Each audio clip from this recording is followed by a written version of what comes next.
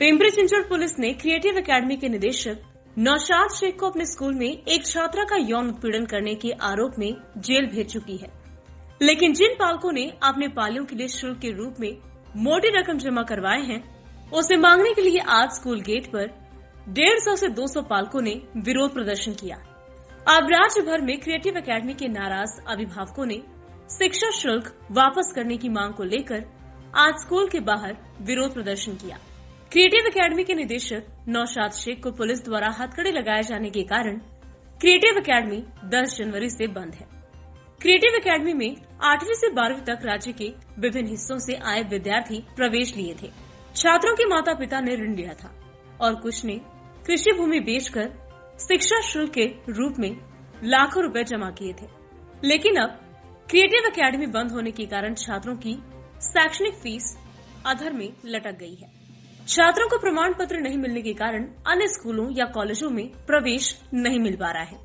इससे सैकड़ों छात्रों को भारी शैक्षणिक क्षति हुई है। इसीलिए अभिभावकों ने मांग की है कि पिंपरी चिंचवड पुलिस आयुक्त प्रशासन के साथ साथ पिंपरी चिंचवड नगर निगम के शिक्षा विभाग को छात्रों की फीस वापस दिलाने के लिए ठोस कदम उठाना चाहिए।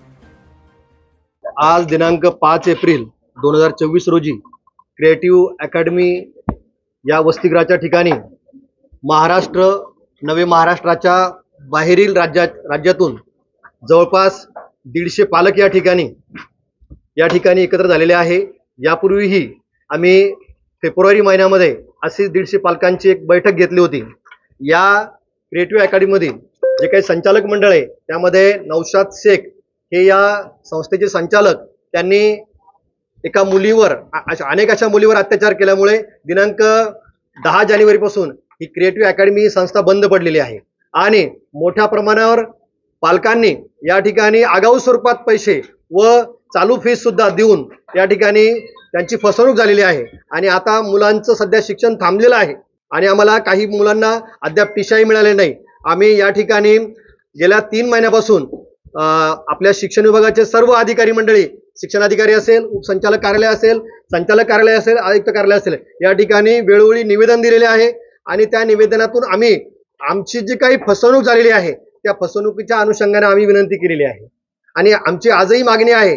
आम्ही police station, Ravet police station असेल, सीपी ऑफिस असेल, यांनाही आम्ही आमचे अर्ज अगदी विनंती आम्ही या अर्जामध्ये केलेली आहे की आमचा जो काही शैक्षणिक नुकसान झालेलं आहे ते भरून काढण्याच्या अनुषंगाने व फीस परत मिळण्याच्या अनुषंगाने आपण आम्हाला सहकार्य करावं। आता आम्ही आमच्या पालकांचं असं ठरलेलं या ठिकाणी की राज्यामधले जे काही शिक्षण विभागाचे अधिकारी असेल किंवा ही जी यंत्रणा, कायदेशीर यंत्रणा आहे, ही जर यावर काम करत नसेल तर शेवटचा पर्याय म्हणून आम्ही न्यायालयामध्ये दाद मागण्याच्या तयारीसाठी आम्ही एकत्रित आलेलो आहोत।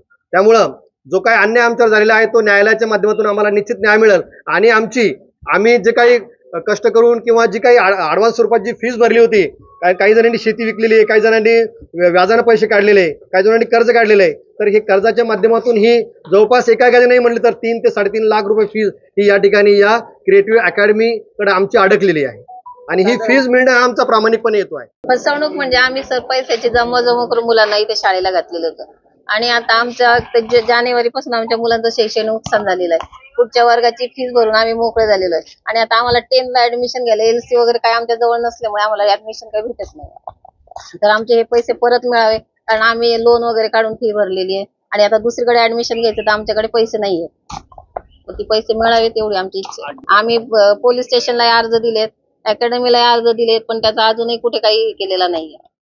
Bureau report, VSRS news, Pune, Maharashtra.